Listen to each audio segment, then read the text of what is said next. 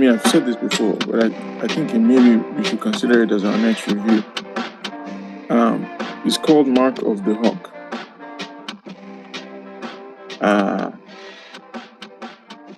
Maybe you already even remember my referencing it before. But it really ties to this question of independence, post-colonial independence. So it's called the Mark of the Hawk.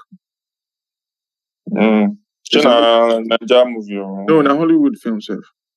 The Mark of the Hawk. Yes, but it's set in a fictional Nigeria. Like, it's set in the British colonial Africa, but they speak Igbo for the film. Like, there's a scene which draws heavily on, like, Iva Valley mine. So it's kind of set in Nigeria. And in fact, in the opening credits, the producers wish to acknowledge the cooperation extended to them by the Cinema Corporation of Nigeria. So it's kind of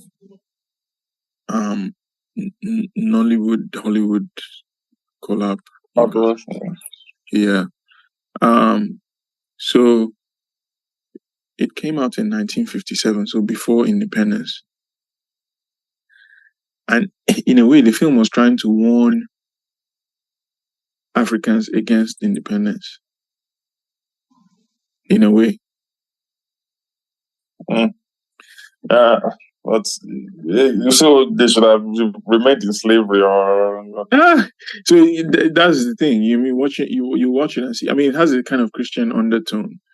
They are crazy to it. I mean, no, you just have to watch the film because. So what? It didn't specify on the class dynamics of.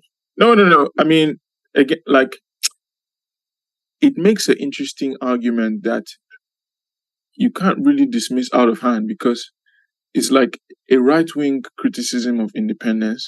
Yes, somehow it draws on some empirics that the left-wing criticism of independence will also draw on.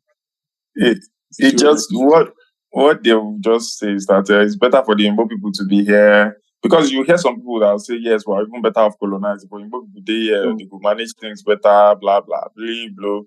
No, they should go. It's because we don't resolve that class dynamics and that antagonistic relationship between the people we take over. That's not the problem. That's the only problem. It's not that independence. That's not the only problem. Congo is an example of independence. Because the people will take over no resolve those antagonisms. Nobody wants. When Lumumba, not true. No, Congo is not that example. Congo does not fit into that example that you're talking about. Who be this thing for Congo will take over? Was it not Lumumba? What did Lumumba? No, they kill him. No, waiting in be no. When how many people get qualifications, the skill set for Congo at the time of the independence? Right. So you see, this is part of what the film is raising. We can make this. We can make the argument that don't because he no play ball. That's what I'm saying. No, because he no play ball. Because that was not the only problem with Congo. It wasn't just because what was the problem? They had other guys that wanted to take over. Or what?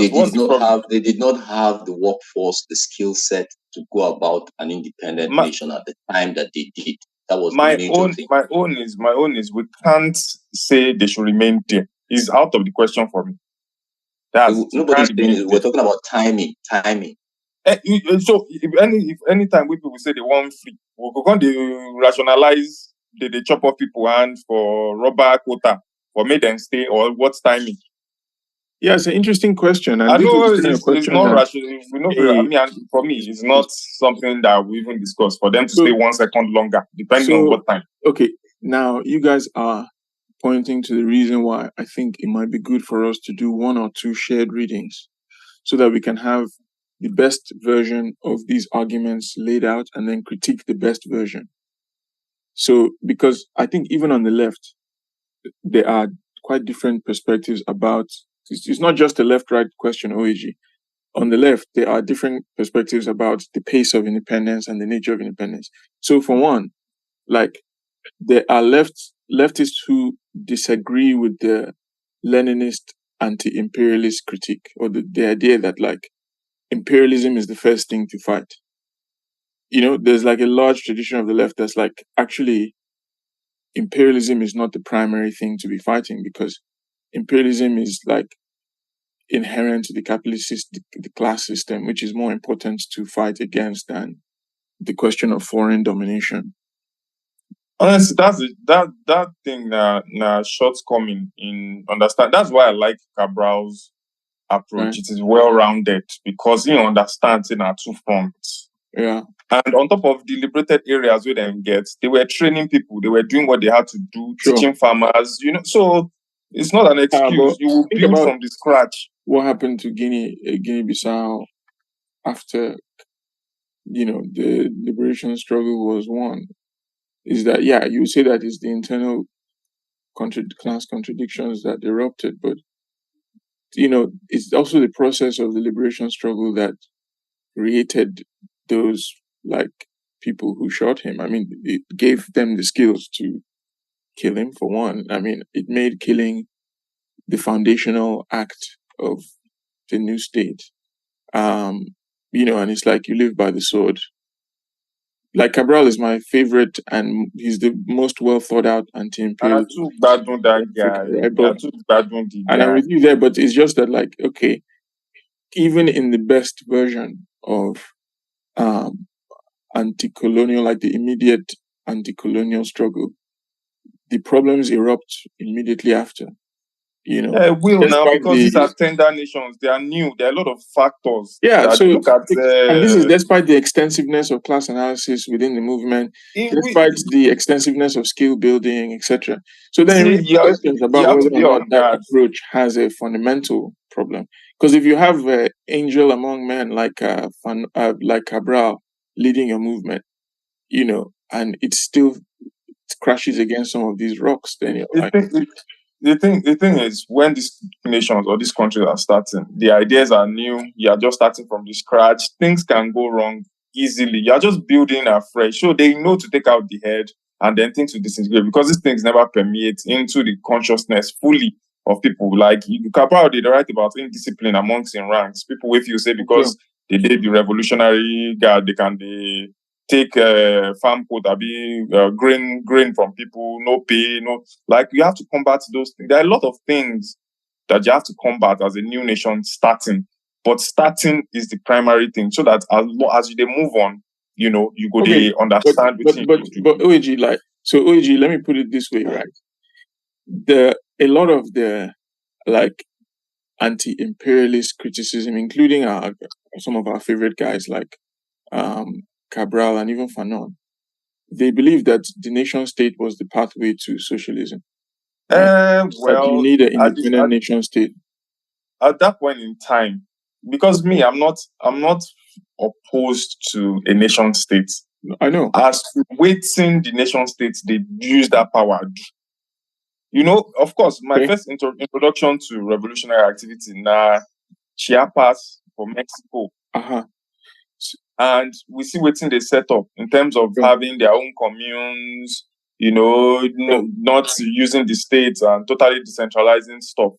But we have to come up with our own way Yeah. and method and No, so not starting. I mean, the question that critics of that version of independence raise is that, is the nation state the best way to actually confront empire and It's confront capitalism, or are there other conceivable models that might have, like, raised more fundamental challenges to capitalism within empire, for instance?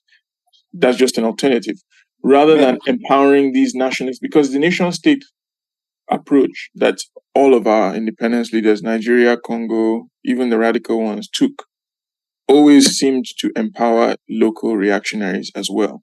And the local reactionaries benefit from the flag much more than the radicals do. That's just like, invariably that's the case. That the local, because you are pushing a nationalism against nationalism, and they are pushing a hardcore nationalism. So, like, nationalism will always benefit them more than you, it seems. I mean, that's the, like, me, that's the Frankfurt I School just feel say criticism of anti-imperialism, nah, right? what you get is you see that these things and the approach where all the other countries, all way countries go take, it will vary Yeah. according to the conditions on the ground. If you look at Castro's revolution, yeah, they be ragtag guys will go from army inside this, but they have to take over the state and use that as a tool. Like, it depends on what you're doing and what you're afforded at that point in time. And of course, waiting be the constituent of the revolutionary guys. Even within Castro's rank, they can't say, why the guy they go like this, why they do like that. Some people started turning against him. But we see, say, ability to kill, planning on scattering your revolutionary movements is not something that these people would let go of. They do it at every corner, every time. Definitely. The CIA people, they want to kill them for like 600 times and all. So after they kill them now, the whole thing goes scatter. They go empower some guys and we go say that opportunity. Me is that I'm not fixated on the state. I'm fixated on whatever movement will come. Leverage on the best opportunity you have to build what you want to build. I'm not, my own idea of socialism or revolutionary action is not one way. It is what we empower the working class the most. If not the states with the low hanging fruit, take it and use it to build what you want to build. And know that even while you are building it, people will see China, who they talk about. A lot of criticism day of China. But me, I see it as a socialist state. Because capital in itself is not 100% used for billionaires and all that. Look at the amount of people these people raised out of poverty. Like, it is jaw-dropping. We can't be fronting. And socialism not going to happen within vacuum. It's going to happen where you get reactionary, you get billionaires. But there are people who argue with you that the Chinese state as it is today is not socialist. That's their own way to billionaires. You're just dismissing it. No. See, we want to actually go into the facts rather than if you come with a Puritan look of waiting socialism be, that's when you'll be saying that it is not a socialist state. If you're a billionaire or you are corrupt, and you get the gun straight. But billionaires, they tell you, say, China is not the capital because it's not the capital state, because the law of capital doesn't subvert that of the state. The state will tell you this is what capital is going to do. It bows to waiting they happen for them. No be China politically is probably a socialist state, but economically, that's the thing. Which is what defines capitalism. It is a capitalist state. It doesn't. Okay, but maybe we don't get drawn too far into China per se. Just to zoom out from the conversation itself for a moment, I think this is good because this feels to me like the talk before the talk, right? Because now I think we're clarifying that the question of post-colonial independence has various perspectives in this room. So, Oji, you've been speaking quite a bit. I feel Mega hasn't quite gotten a chance to actually make an opening statement. You've been responding to individual points. I don't think you've had a chance to say what you're trying to do. The point that you made that set this off is a valid one, right? And this is something I can't remember her name. Margie Pressy or something makes about the Nigerian independence, as it were. And except we're kidding ourselves, I don't even find any African country that you can say rebuts some of these arguments. I agree. So the argument is a very valid one, whether it's in revolutionary African countries, even with Cabral's, what's it called? Bissau Guinea or not, or whether it was in apartheid South Africa with the ANC. Okay, I think South Africa might be an exception, but I'll leave myself out and just let you finish. I don't even see South Africa as an exception. Okay, now I'll explain what I mean, but I'll let you finish. Yeah, but the truth of the matter is, if the argument, but it was never Cabral's Guinea though. It was independent. Become leader, so we can't say that. No, sure, but they implemented it was leader of the liberation struggle. But anyway, Emeka, back to you. Now during the liberation and in theory. But basically, at the end of the day, when this so-called revolutionary movement sees power, I don't see what they do for the masses. So they always keep saying that they're doing, and for me, it's a deficiency with the knowledge systems that they already that they had. So I'm not the person who is going to agree that the first thing to do is just to get independence. That's just the first thing to do. The first thing to do is to learn how to administer an independent state. which even the people who the colonialists, if you ask me, did a shoddy job of. Right now, if the idea is to even just mimic them after you get independence, then you're already set up to fail. So um, the question still persists. Were we ready for independence at the time that we got independence? And my answer to that is no. Most African countries. To say that's basis not to get independence is a totally different argument. But okay, we so don't be on the same page. We don't almost be no, on the we're same not on the page. same page. You are not No, we don't almost be acknowledging. on the same page now. No. You are Because not acknowledging. when will the time be right? Shey You your oppressors, you them go forget about when the time educate will be you. right. The question is that we were not ready for independence when we got We will never be ready. That's the thing. That's my own point that I'm making. these two things can be true. You can't jettison one just because you want to agree with the other one. That's my own position. You can't be ready. You don't feel ready. That's the thing. Look at the educational system. Look at the analysis of what these people put in place. When they work for marketing boards and you they under total this thing where they corner you everywhere. You know if you do anything. How you go understand how to administer this thing without struggle? How are you going to do that when you dey on top farm they work or they chop off your hand? Where you want to know how to administer this thing without forming a revolutionary movement and starting to that's what I like for this Cabral part. They are liberated regions where they teach that administration where they talk about. It's just sad, say the thing no come to fruition. Say maybe because maybe they kill him or whatever. But what he laid out is something that I would personally feel say if they follow, it go at least help. Because you go get places where you say, okay, look at our liberated regions. This is now what they do for healthcare. This is now what they do for transport. This is now what they do for agriculture. This is now what they do for education. Or if you read in it there, so if you follow all this one way they talk read na theory. No be matter of now theory go bring this thing now. Now not be theory go we know to throw away this thing. Now waiting people talk or waiting they do. Gravity na theory we prove and people they prove. Let's not we na theory we they use for reality and reality. But I guess the point is so it's not I think Emeka you maybe put that a little uncharitably because it's not either theory or practice. I think it's more a question of practice and theory and practice. Yeah, no, I think it's more a question of which theory worked and which did not. And I think that the Cabral theory worked to a certain extent, but then we have to acknowledge its failures as well. Because the failure of the theory is part of why the movement collapsed under the weight of contradictions that were foreseen, right? So OG, I agree that the contradictions were foreseen, but they were not resolved. I mean, so that's the problem. Then so it raises questions about whether or not the reason for their failure to resolve those contradictions were inherent or external to the theory. You seem to think they're kind of inherent, as in they can be worked out within the premises of the theory. I think Emeka is saying that the premise is the problem. That the premise that independence is the first step to build a viable post-colonial nation state is the problem. He's saying that independence is not necessary. Let's even zoom out. Let's zoom out from all these guys that are talking about. Let's look at this thing that we're trying to build itself. This podcast. If some people will sit down with us and they punch holes in waiting with they do, you people you'll be amazed more waiting with they happen. But to us, say we waiting we fucking get. We are trying the best.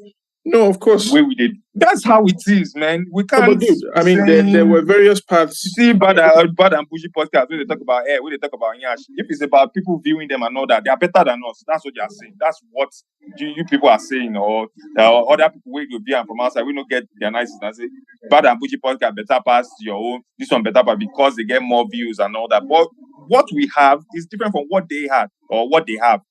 So we have to look at what these people were working with at that point in time. Yeah, the stock of skill sets, all that. But what cause the lack of skill set? What cause backwardness? What cause, this contradiction? We can't excise colonial people and from all these kind of things. Now, when Cabral talk about, look at UNACOM, the education, the amount of people they educated when UNACOM, they very, very low. You're killing people, you're shooting up villages, you're bombing villages, all that. Where I want to get the perfect administrative this thing. I have to fight, create that space. While doing that, look for teachers, teach people, children, infants. Like, it's not easy. It's not easy. We're waiting except our that in the case of like Nigeria, for example, the guys who actually fought for the independence didn't get the power, right? Well, but that's also true. So something like that. It was the ones who decided to negotiate for Thank power. Thank you. Hold on, no, but hold on now. Thank you. Are the ones And now it's part of it. It's part of it. Give him a second. Which make I talk now. Jesus Christ. Oh yeah, talking, make I hear. Yeah. So the guys will negotiate for power. Now didn't get power. Now those guys had a few years to even understand the system that they were going to inherit, right? And then they inherited it. And part of the conversations for the last 60 years or 60-something years of independence has always been that the ones that inherited power didn't even stick to what they were doing, which is total bullshit. To the laid down rules that they inherited, which is total bullshit. And my own is, what would the trajectory have been if it was the other guys that took it? What do you think? That they took power from, right? Now, going on that trajectory, right? We still haven't gotten a country that is what's its own in name. So, which is what brought us back to this. What kind of? I think Ghana is kind of independent. One of the most enlightened guy who then became a leftist example of the right kind of person taking power, right? But what has been the result? I should note that I haven't necessarily stated my own premise. This is the right kind of guy taking power. Nkrumah. Okay. I was trying to support your point, but maybe that was the wrong example. So I'm going to leave that aside. And let me just say that, so we're having OAG's premise versus Emeka's premise so far. I haven't stated my own. I'm going to let premise. Play out Dr. Said Oshupa. No, that's Said Balogun. My own is that, and I was kind of looking for a quote from Cabral, because there's one moment when Cabral flirts with this idea but then doesn't go further, that the idea of national independence itself comes from the UN and Wilson, right? The notion of self-determination for the nations and peoples. So there's a moment when Cabral is like, but this self-determination idea we're pursuing, is it possible that we're actually pursuing an idea that was given to us by our enemies? And then that's the only time he references it. So my point is this. It seems like, and there was a debate in the First International about this, and the Lenin side won the debate. But the minority side was that, like, self-determination for the oppressed peoples should not be the first line of action for the international working class movement. That building an international working class movement should take precedent over the fight for self-determination. But the fight for self-determination won out. So you find the Soviet Union prioritizing supporting national liberation struggle, even if it was led by bourgeoisie, because that was the priority first. Get these nations their own independence and then try to build an international working class movement. But I'm just raising the question that perhaps that was not the path to follow, because when you build the self-determination around these flags, it empowers the local bourgeoisie in a way that has not proven to be surmountable. Like, no one has found a way, very few people have found a way to challenge the dominance of the local bourgeoisie when the fight is primarily about the flag first. This is something Cabral even kind of raises in his thing, but doesn't really answer. So I'll come back to why I think South Africa might be a weird sort of counter-example or half example. But let me say one thing about South Africa before we go on, is that, there were various alternative proposals for how apartheid would end, right? Or ways out of apartheid, because apartheid, you could say, was their own hyper-colonial situation. And one of the proposals for ways out of apartheid was to set up the Bantustans, right? You guys remember the Bantustans? That they were these small states that were going to be run by local quote unquote progressives. And they were like independent nations within South Africa. So then there was one in the Transkei. They would just all run their own independent African nations, which is basically what we ended up with in West Africa. So you're still under economic colonial situation, in effect, or what Nkrumah is calling neocolonialism, but you have a flag and you get to have your own national anthem and your own currency. currency. By the way, it's still denominated with the Western currency. So you get to cosplay at independence and have your national bourgeoisie be the ones giving you the Independence Day message. But ultimately, the working class is still suppressed, double suppressed now, because they're not only suppressed by the international capital system, they're also now suppressed by this local bourgeoisie, local military, bourgeoisie, who has an army. Name the flag independence. That's flag, yeah. So it will be all the revolutionary movements with them. Again. So that's my own is and even the revolutionary movements that came to power, ultimately they had to so substantially dilute the content because the power that they were given or the power that they seized, they still had to broker with the local bourgeoisie to maintain it. Okay. So and this I think dovetails with Emeka's point to some extent, because if the priority had been strengthening the international working class, then the question of skills becomes more important than the question of flag or currency or whatever, right? If it's about strengthening the international working class, then you're like, how do we get them the right skills? And the right skills is not army skill, it's not like guerrilla tactics, which is what a lot of our guys actually had to learn first before they even learned administration or whatever. So you had a lot of guerrillas trained after independence, but you didn't have very many doctors or whatever, right? So if you had an international working class movement that was prioritized over is like independence movements, then skills could have been skills could have been one of the key kind of areas that the international working class movement focused on, skills in Africa. So even if it's still within the context of flying the British flag or whatever, then you have more solidarity between people struggling against that British flag in Manchester and people struggling against that British flag in Enugu. But so the struggle will have to be conducted outside of these colonial places, right? How do you mean?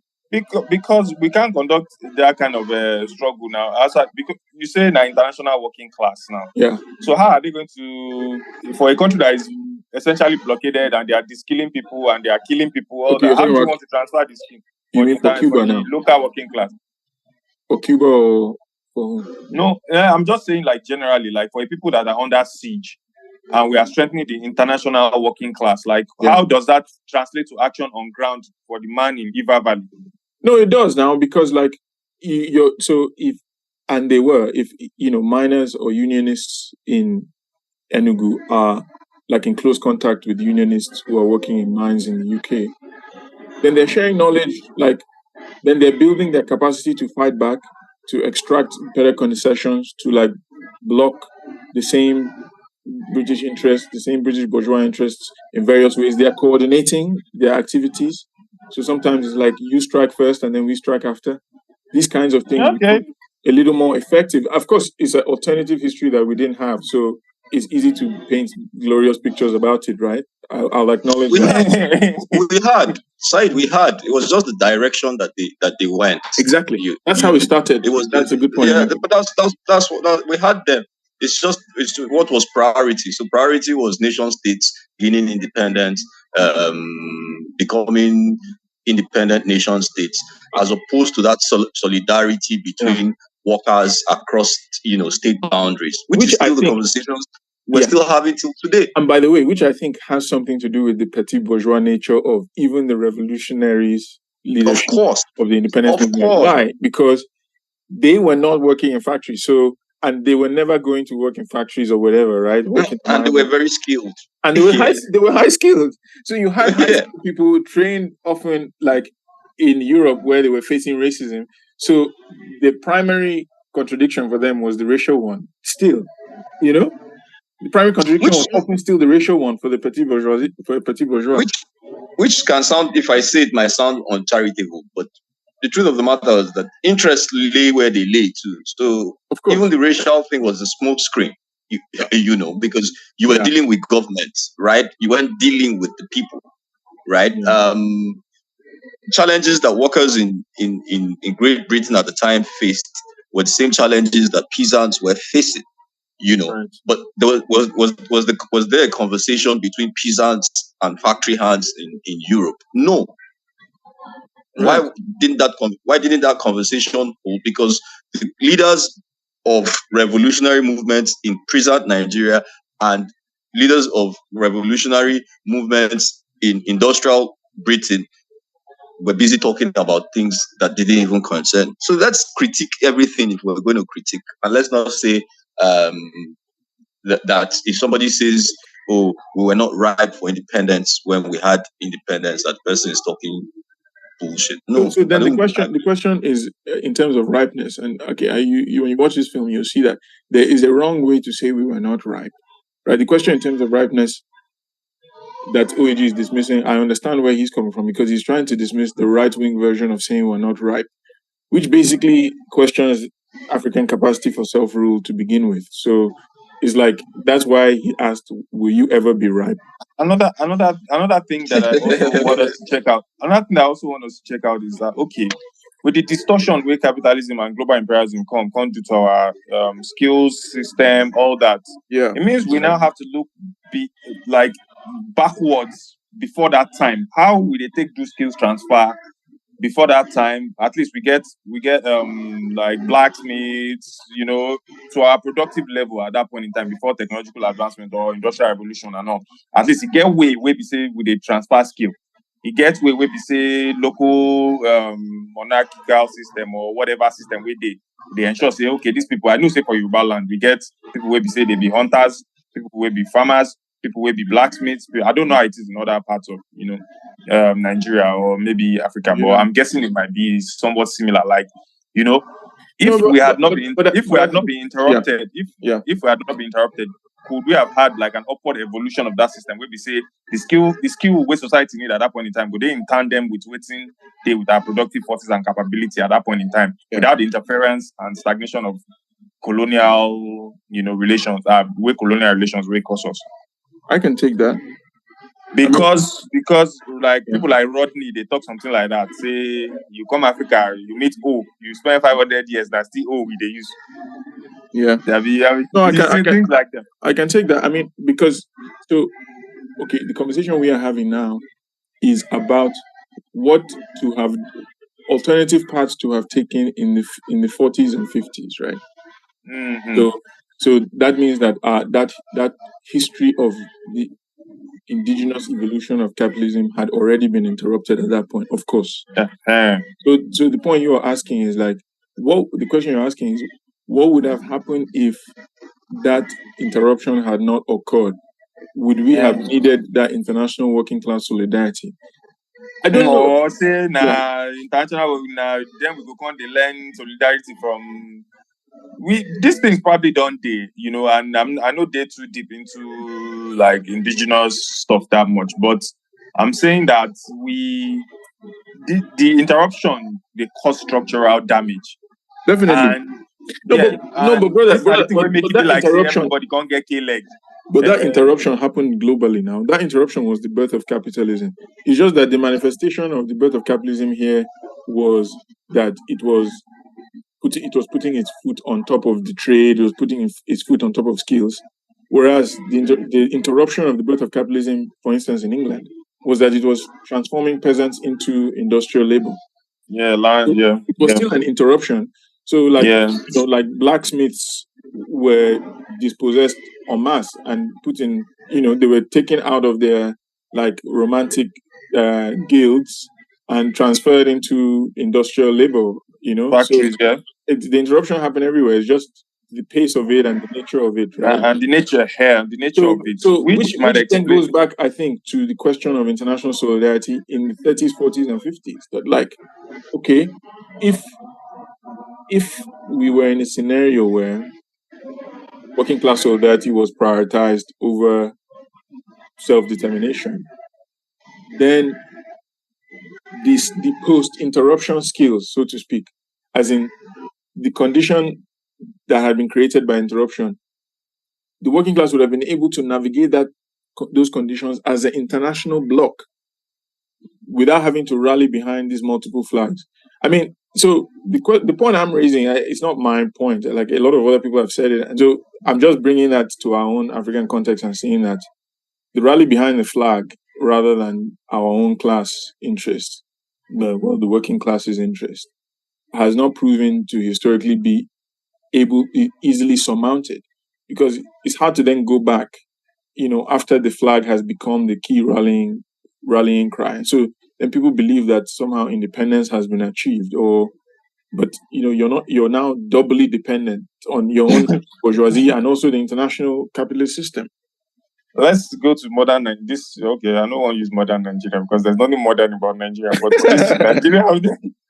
this Nigeria of today now. If we are going to have working class solidarity, what are the lines that we might have to toe to achieve that on this our Nigerian scale? Let me quickly make this point, right? I don't know if you guys can hear me. I can. Yeah. So part of the conversation we're having today, one way to observe it or to take note of it is that even today, the working class in Great Britain is oblivious to the problems of the working class in Nigeria. Absolutely. Right? Largely, yeah. The working class in Nigeria is oblivious of the problems of the working class in Great Britain. Even more so. With all the technological advancements, with social media and all of that, right? And if you ask me, it's a deficiency in left politics and movements. Huge. Right? It might be the primary issue, but anyway, that's the thing. Yeah. Now, even in Nigeria, the working class, within stratas of the working class, in terms of middle class and peasants, there's still a knowledge deficiency, right? So the question then becomes, if these guys don't know, for instance, what the problems are and how they're being robbed by the elite or how they're being, impoverished by the elite, when is that awakening of consciousness that we keep hammering on? How is it going to happen?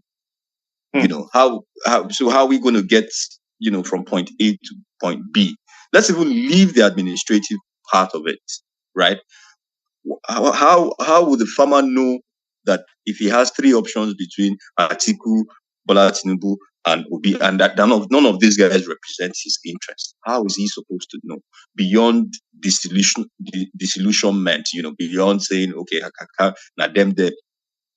So it's for me, it's the question of whether we're independent or we're not independent, the flag independence of the economy and this network of all of these things that we are talking about was facilitated by trade. Really, and those are still the issues. Those are still the issues today. We were trading simply to take raw materials out of the colonies into the metropoles, where a working class that had become increasingly industrialized from needed to feed off the raw materials, industrial revolution, needed to feed off the raw materials. But the workers who were working in the industry didn't quite know, the conditions that the peasants who were working in the farms, were going through. So there was no way to build solidarity. And they were in contact, at least at the leadership levels. Then it then calls into question why the lack of that understanding or awareness. Is it due to the colonial context? Is it due to the powers? Let me read a quote from Cabral that my answer is the quote I was looking for. He says, I will give you the reference after I read it. I should like to formulate this question. Is the national liberation movement something that has simply emerged from within our country? Is it a result of the internal contradictions created by the presence of colonialism? Or are there external factors that have determined it? And here we have some reservations. In fact, I would even go as far as to ask whether, given the advance of socialism in the world, the National Liberation Movement is not an imperialist initiative. Is the judicial institution that serves as a reference for the rights of all people to struggle to free themselves a product of the peoples who are trying to liberate themselves? Was it created by the socialist countries who are our historical associates? It is signed by the imperialist countries. It is the imperialist countries that have recognized the right of all peoples to national independence. So I ask myself whether we may not be considering as an initiative of our people what is in fact an initiative of the enemy. He never revisits that point again. But I mean, I find that that's one of the most striking things Cabral has said. Can you share that, please? Yeah, I will.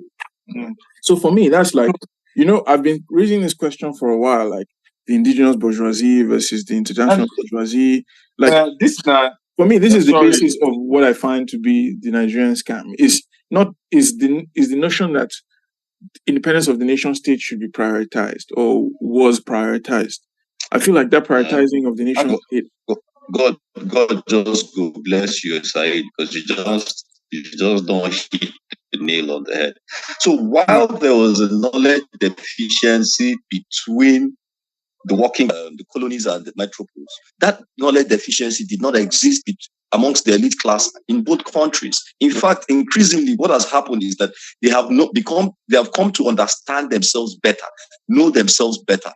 Yeah. Because they interact at certain levels, whether not COP28 or COP29, World Economic Forum, wherever. They are also classmates in yes. So increasingly, the knowledge they worsen, the deficits they worsen for where we be, and it's sad. It's sad. And let's go for that. Let's use real life examples now, right?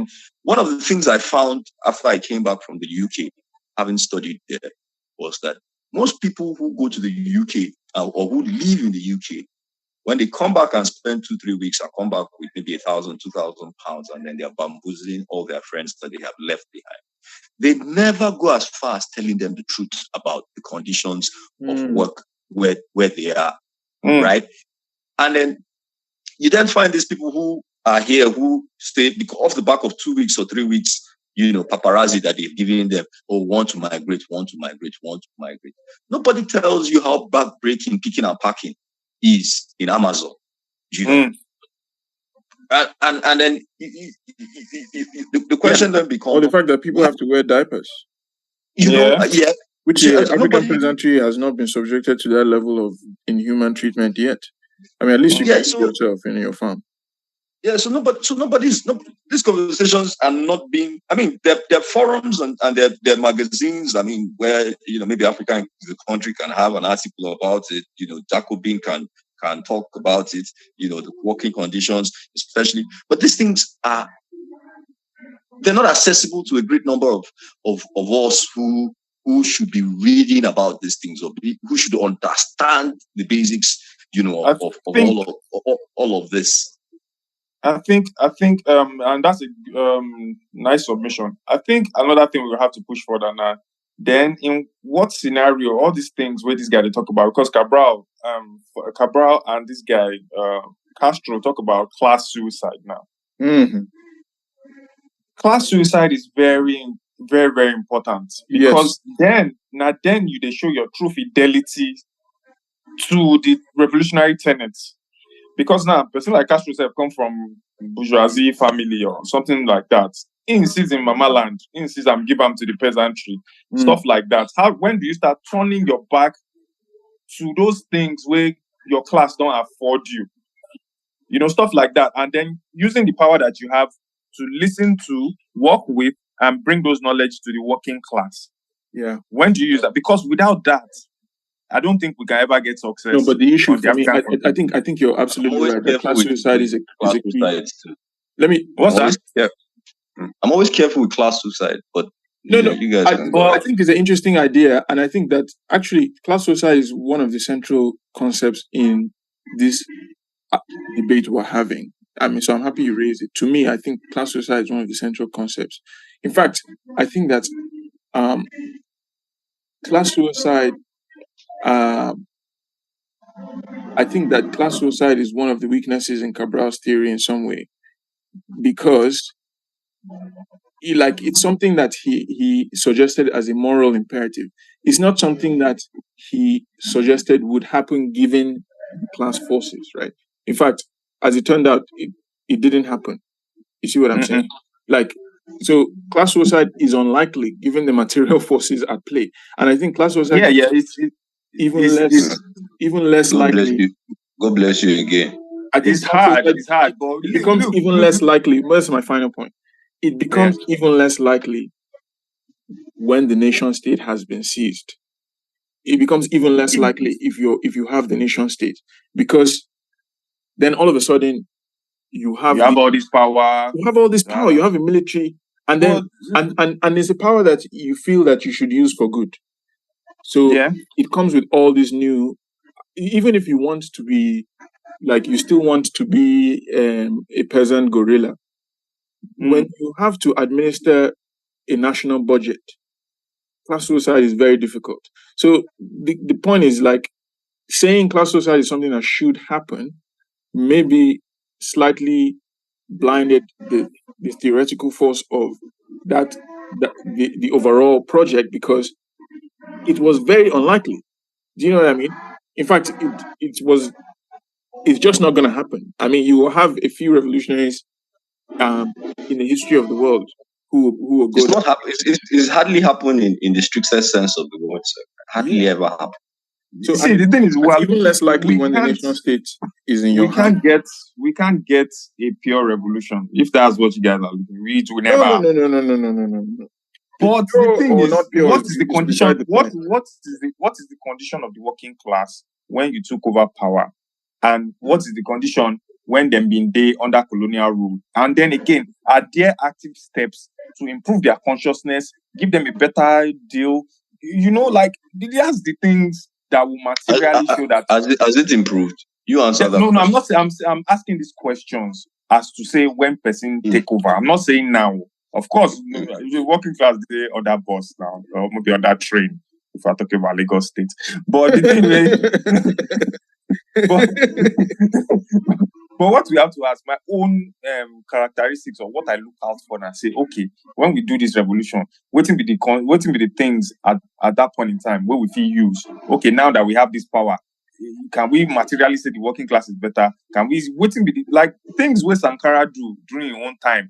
Maybe they know they idolize them, maybe they know do this one, maybe they know poesy for this one, waiting the working class they feel now, waiting make him feel no poesy for my office, no do this one, make I use the cheapest car, make I know they fly first class. These are inching towards it now. Overall, I don't go say because working class they make I the right us go London or make I the I go use play now, but there are some things you start to do like baby steps. Maybe say the more the revolution starts, the day more solidified. You can inch towards that perfect picture, but it will never be perfect. Yeah. You know, but it's hard. It really is hard. But I don't think the debate here is about the perfection or otherwise of the revolution. It's hard because if we want to be honest to ourselves, we have to look at the material condition of the working class when these so-called revolutionary guys. No, but OG, that's precisely the point. So it's not really about can we have a perfect revolution or recipe for a perfect revolution. I think it's more so raising questions about the nation state form as the pathway to. I feel like the nation state in itself is inherent. Like, and this is a point where the border on top. Like, they inherent say they top down. And if you come from petty bourgeois leaning or petty bourgeois this thing, that's naturally the path you will follow because it now opens you to a vista of resources, access to power, mingling with your class colleagues globally. Yeah, money, you're gonna have to fly that. to the UN General Assembly there. So I mean, that kind of thing. So they flex. But how do you now turn your back away from all these kind of things? Like if you read this guy stuff about the UN, Thomas Sankara has a quote about it. Say, if you're not careful, you'll become a rat running around corridors of the UN and just striking deal on the back of your people's head. That kind of thing. Like he didn't put it that way, but that was he used the word rat anyway. Like you could just run through corridors and striking deals. That kind of thing. So we need people that are conscious. And then look, if we materially look at Sankara's country, was the life of the working class better? Was literacy it better? Was child infant mortality was it better?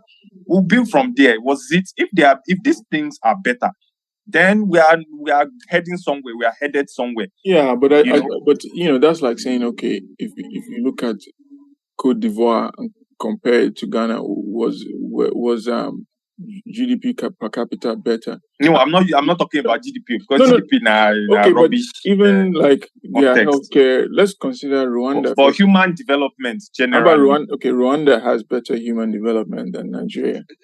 Yeah, they always laugh when people say GDP in a rubbish context. How GDP Let's not even rubbish? get stuck in that conversation, right? Let's use the thing that we agree on. Okay. It's improvements in conditions of in livelihood, right? Me, I deal with human development. Let's talk about human development. Yeah, human development. If we look, is better in Rwanda to me, it's better than it's better in Rwanda probably than for Niger. But I don't think that the socialist revolution was primarily about just momentary improvements in human development, because of course you can improve it for 4 years and then you are butchered and it returns to a state that's worse than it was before. I think so if they don't revolution was kill really, you, if they don't kill you at top of arm, where you they build something, then that is not your they don't kill you, you were building it. but it seems let's not like forget it seems like what we want to strive forward, is something more permanent. is a condition where the class is empowered to pursue its interest itself, so that it's not them butchering some revolutionary that stalls all the progress or reverses it. This now goes to Emeka's point. Say, okay, that consciousness, and we often have to build from the scratch. 4 years, I don't think is enough to build from the scratch. When you are starting from 500 years, and not only on top of that, you have to build a guerrilla army, you have to do revolutionary this thing, you have to attend to education, you have a whole nation to build. Like, it's not easy to do. So, and they know. My problem is that OAG. My problem is that I think that we're getting stuck on models that clearly didn't work, or had their own deficiencies. I think the task force is to build new models. Yeah. Right. The world in which those models were built is not existent anymore. It's not a static one, right? You know, and if the World Bank was formed in 1947, for instance, it has changed. It has metamorphosed, in all its own different ways, in different iterations up until now. The models that will tackle some of the problems that it has created, today, is not the same models that, I mean, there are things we can borrow from the old, But so what I'm saying in effect is there's no, it's if we get stuck on this is what these guys did, or elevate them to a position of they didn't have blind spots in the way that they saw the world, I don't think we're making any progress, either way. Let me add something here. My point. Okay, no, you reply first. All right. My point is, like I've always said, is they work with waiting they get at that point in time. Of course, if you want revolution for Nigeria now, or in any way, shape, or form, it's going to be radically different than anything we've ever come up with. Because I'm even questioning this revolution and our idea of it. Right. So the thing is, without building towards it, or like aiming or working towards it, we know if fashion out something the thing we will go do, or the thing we go work. So let me come in here, right? And we go make mistake, forget whatever mistake go there. Even if we come up with something where we feel say they ideal, mistake go there. Where some people go sit down to 3 people go sit down to say those things those guys do. Blah blah blah blah. No, but OG, that's neither here nor that's neither here nor there now. Like you will make mistakes and then people will try to learn from that mistake, and that's the thing. That's what the revolution is. Not something that is going to those be mistakes. We're trying to learn from we have its own mistake to have like serious drawbacks. I'm just saying that's like we're trying to learn. Obviously, that's the case. So none of us are saying we're just trying to improve on what was done before. That's the foundation of the conversation, anyway. So. Like, I don't think that needs to be restated. I think that to return to what we're actually talking about, as we maybe wrap up, I think that there is that we've been talking about the Nigerian scam at many layers, right? At many levels. I think that this is the level that maybe I feel we might not have spent as much time discussing. And it's the level of the nation state model in general. Okay. And I feel that the Nigerian scam, as is the case with the scam of independence more generally, rests on the fact that even in the best situations, even in the situations where it's revolutionaries like Cabral leading it, the revolution firstly becomes the national liberation struggle. Like converting the revolution to the national liberation struggle is the first issue, is the basis of the scam. Because when you win, you also lost. The moment you win national liberation, you've empowered the nationalists. The thing is that Nigeria, we actually skipped the part of guerrilla struggle. The nationalists just took power directly, even before the independence had happened. So we skipped that phase of the left, having this romantic ideal that we would first of all have a leftist revolution under the Nigerian flag, and then, we would proceed to some Well, kind of transition. I I We I skip want that. to differ. I would say that, Okay. yeah, no, I mean, I think I've heard you. I just want All to right. analyze this point is that, so what where Nigeria differs is that we skip that, and you can argue that, you can raise the question like, is the Nigerian trajectory better or worse than one where you have the illusion of independence for a bit, you have the illusion of socialism for a bit, and then the national bourgeoisie comes back and claims what is theirs, because national independence belongs to the national bourgeoisie, even in Marxist theory. Like, it's the bourgeoisie that really owns national liberation, right? Firstly. So they just come back and reclaim what was theirs to begin with. So then the question to answer, for me, when we phrase the scam as the scam is self-determination to begin with, is, was Nigeria's version worse or better than a situation where you get the illusion initially and then it's snatched violently from you back by the national bourgeoisie?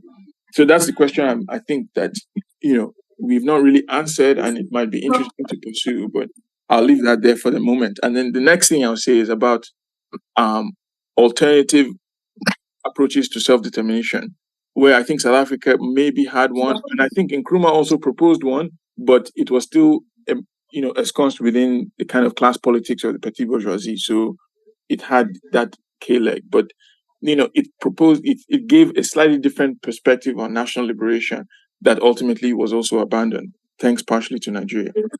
Back to you. Yeah.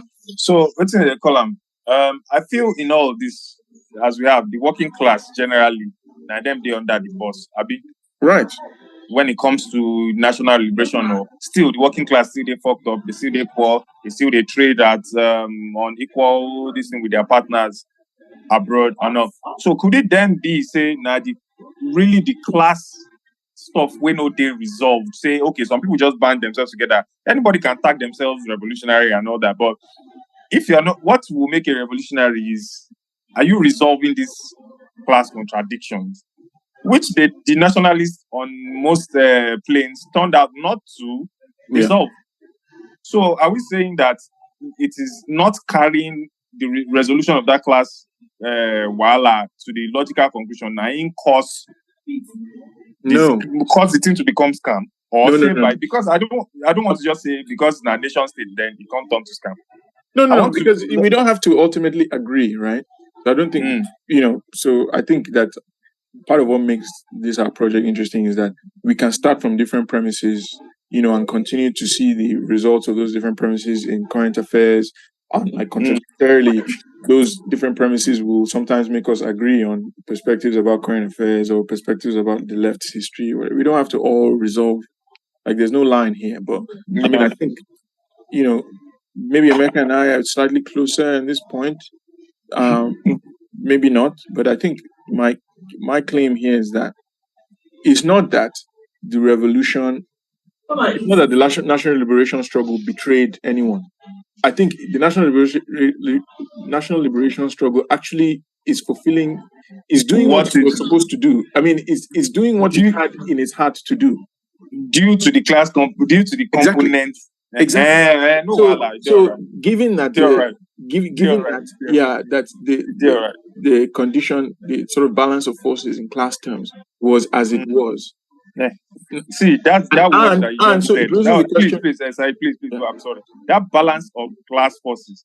That, in fact, we should gazette that word. No, but then, I here's don't my even final. agree with OG. Here's my final statement here. It's not even due to anything. But okay, I'm saying that given that the balance of class forces was as it was, then self-determination was beside the point entirely. Because it wasn't going to lead to anything for the working class anyway. So then that's the scam. Yeah.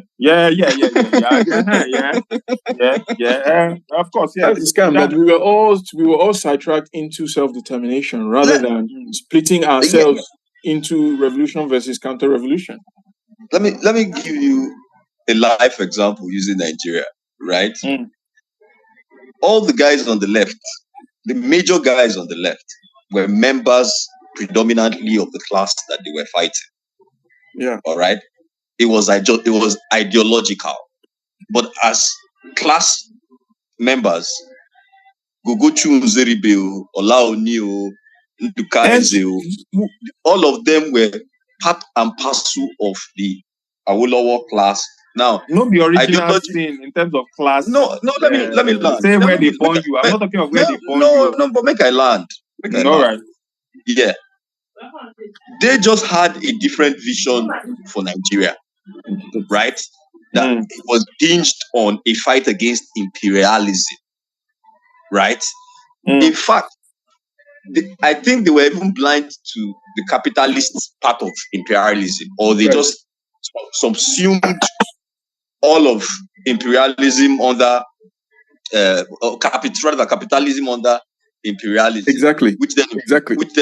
Which informed the way they went about their own struggles. I don't want to say liberation struggles, right? Right? Did they make mistakes? Hell yeah. Right? What models did they build? Are we supposed to copy it and then say, oh, that everything, the models that they built were perfect? Hell no. Right? Now, when you look at the first farmers and workers party that what's his name, that they all formed, that was led by, is it Ugedengbe or something? I can't remember the guy's name right now.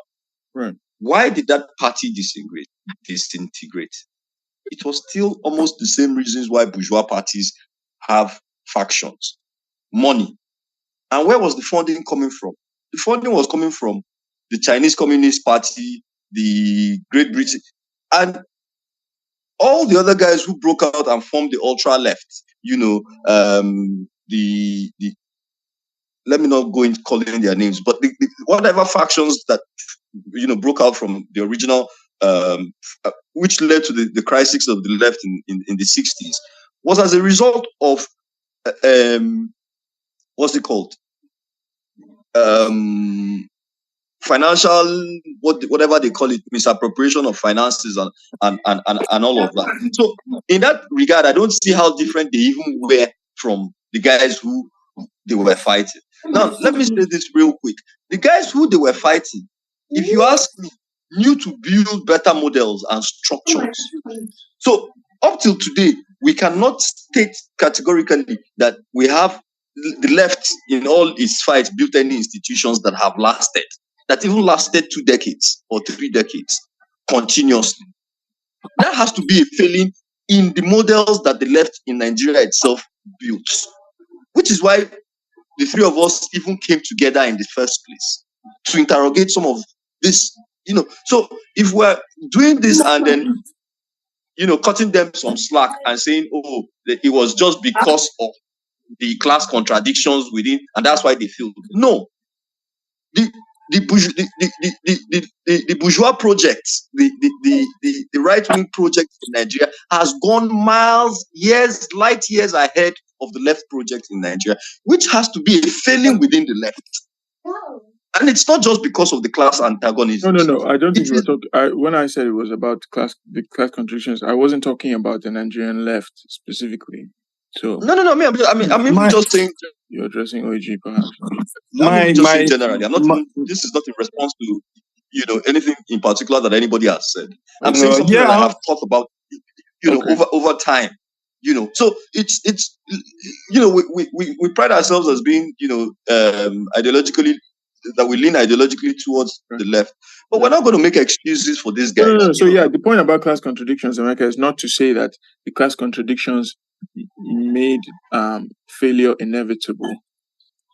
I think the point about class contradictions is to say that they misread what was achievable based on the class contradictions.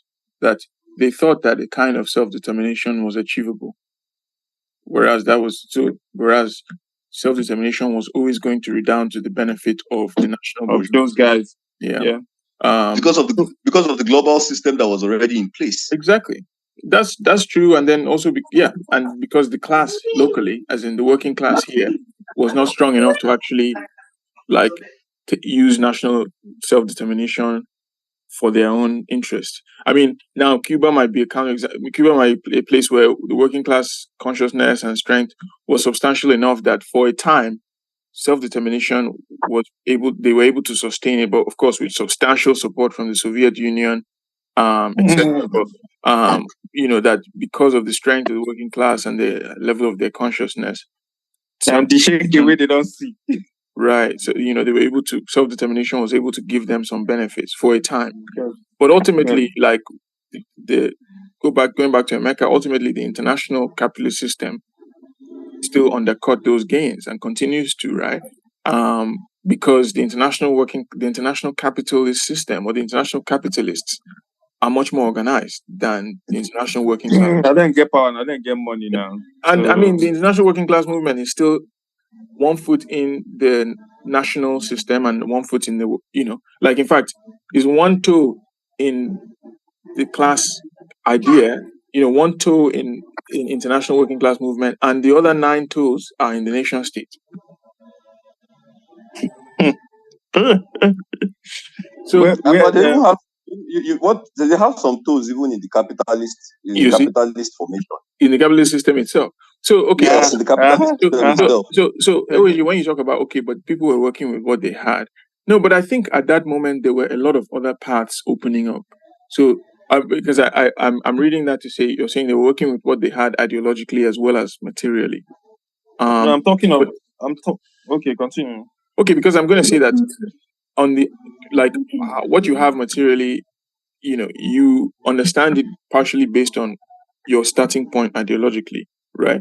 Like the same material condition can lead to very different assessments. So I think the question is partially also, what did they have ideologically as alternatives? So one, I mean, there were debates about. I'm not listening to it, but you can stumble up on the phone and everything. Yeah. Sorry. No, it's fine. I mean, within the First International, there were debates about what the international working class movement should prioritize. So those debates were around, and people like Wahab Goodluck addressed the First International. Do you know what I mean? So it's not like Nigerians were not aware of or, part of questions around what the international working class movement should focus on. And this goes to what Emeka is saying. We talk about the left in the First Republic, and we're often talking about the petit bourgeois left, but the working class left was involved in international working class struggle. Like Wahab Goodluck, we can share that essay where he gave an opening statement before the, First International. So that debate around should we build our movement first before supporting right of self-determination? They would have been aware of it to some extent. Secondly, I mean, how about the more local debate about continental unity? Now, I think that the debate about the United States of Africa or African Federation, I think that it was also captured by a certain kind of self-determination language, that it was about Africa's bargaining position within capitalism, right? That, like continental unity would strengthen Africa's bargaining position within capitalism. So it wasn't like we should unify as a class. It was we should unify as nations, which is bourgeois nations, really, right? But even that level expanded the realm of the possible beyond just the question of us rallying behind these nation state flags, right? So I think even that was the alternative that our domestic left and working class could have taken more seriously but didn't. Okay, I want this alternatives and people that came up with these alternatives. They were the people that didn't get power, right, in Nigeria. Yeah. So yeah, in many cases, right? In fact, they So were. are we going? Well, so we are saying that if they had taken power, Nigeria's future might most certainly be different from what it is now. Yeah, and also like the definition of power was different. So the people, Like, you know what I mean? Like the people understand who what are I'm saying. arguing. Like, let's not. No, I know, if but like just for a moment, right? Because if they became in charge, if they got in charge of stuff, Nigeria's future I might know. have been I'm different. not trying to do Foucault. And then What I'm saying is what like, makes them? what is Then power? we're going to. I know where OG is going with this, and my response to you is that they didn't need to take power to be able That's the point I'm making. solidarize. Yeah, So to be able to. In fact, if they had gone that route, the alternate route, it was probably going to be an easier route to getting power. Yes. So ultimately, power now people based stuff. No. Okay, can I clarify one thing? Because I'm not sure. I mean, it's like when you talk about taking power, it's taking the state, right? Not stake, but at least who they determine how things they go, who they organize stuff, who sides the masses or mass of people, who sides the mass of people they on, who would be the leaders of the masses. Okay. Because in a sense, like it seems that for me, the key, like the what was under contention that could have changed the direction of things was power in the international working class movement rather than power of the post-colonial state. So like if this side had gained more power in the international working class movement, then they might have steered the course of the international working class movement towards like building class power first rather than building national power. Yeah, that might be a trajectory to be followed, that because again, we won't be blind to the fact that we have two distinct patterns of people, though they might be from the same class, but they get different. That's a huge question. That's a very interesting question for us. They get different outlook to life. I agree. And that's where me understand. Say it's a very interesting question. Like, no, okay, if we had followed this path of trying to build class power first, how would we have dealt with the different starting points, the different cultures, right? I think that's a very interesting question. How would society have evolved? Would we be talking about Nigeria, a country called Nigeria to start with? Yeah. Is that where you guys want to go with this? It just opens a lot of doors to exploring things because, of course, nobody get crystal ball, nobody know anything, but it might most certainly have been different. Because nobody wants to say this. Both the nationalists and the bourgeoisie, they come from and even the leftists who were looking for power. They all now their own interest. All of them they fight for. All of them one rule, one country. I think that was a huge part of it. With them called. So the ideology way differ. Now the one they kill themselves on. But the truth of the matter, they say the world was increasingly moving into nation states gaining independence, and everybody was fighting to become a leader. The ideologies were simply to fight for who would inherit that power. But I think America, I buy that partially, but I wouldn't dismiss everyone. I wouldn't be so cynical about all the lefts globally. Because people did different with their views. A and B, there were some people who genuinely thought that self-determination was the first step. Like I think Cabral, for instance, like surely he was interested in ruling. I mean, I'm not saying Cabral was an angel or whatever, but like nobody be angel. Yeah, but the way he articulated his vision was, it seemed like ultimately self-determination seemed inescapable as a first step. Pathway, yeah. Like that, in a way, it was a poison chalice that you just had to drink. You couldn't the cup couldn't pass. So he wasn't one of the ones who was like just blind about it excited and saying about, that or excited about the prospect of like the if independent option. Which by the way, okay, so here's where this premise becomes very, very interesting. Is like when you bring it to the contemporary period, we raise the question like in Niger or Burkina Faso or wherever, what is of primary importance? These people having more sovereignty or the classes or gaining top down, more top power? down. Yeah, like gaining more sovereignty in a situation where sovereignty really empowers the military over anyone else. Like, I mean, we have to confront the question genuinely. Like, is the military the African military better than the Western bourgeoisie? The answer to me is not always yes. Like, I'm not always convinced that a black man in an army uniform is better than a white It's man. better no. What's in the thing? What's in the uniform? The gun? What class is this? Is it serving? What is it doing? What laws is it holding down? And what is it Yeah, pressing but down if the you necks of listen to people? our left people now, and this even comes down to the Israel Palestine thing as well. If you listen to the direction of the left is like whoever is gonna seize power after the colonial state leaves is not important. Whether it's Hamas, which hates the left, or the military, it's not important. Just as long as you get the white people to leave, then we can have the conversation. But the conditions under which the white people leave is as important as so, and the question of whether they are white or not, or whether seems to me less important than the class question. So then we end up chasing away these people repeatedly, only to have some of the worst elements in our society take power. So it seems to me Even like, the yeah, even the wetin be the class, which class the people wey even be the colonialists in that sense? Wetin aha, them belong, which class in their own society where they belong to? Because they were not even the upper class, no, right? So if we begin going into this thing, it did very, very layered. it Anyway, is the upside of the conversation we just had is that it goes beyond Nigeria. This is a conversation exactly, that can exactly, be had exactly, for any exactly, African For country. African You know, country, if exactly. this is the first time I think we're touching. I mean, the core.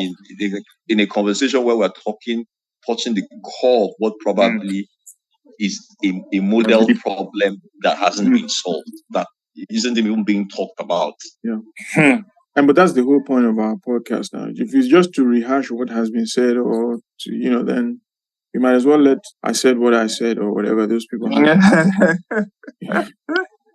I think that's what sets us apart, perhaps, is that, we're raising questions that we don't even know the answer to per se, but, we're trying to thrash out these issues versus pretending that we know the answer, which has not gotten anyone anywhere, I think. Yeah. Not the first time where green, Yeah. you lose all decorum today. There's all this. I feel up. I feel up. I think so. All right, guys. Okay, guess we leave it there. A nice week ahead. Yeah, you too, and then more on Wednesday. I mean, I'll try to listen to this thing tomorrow, latest. If you get marketing calls, maybe we chill out. Yeah, I'll try to do that.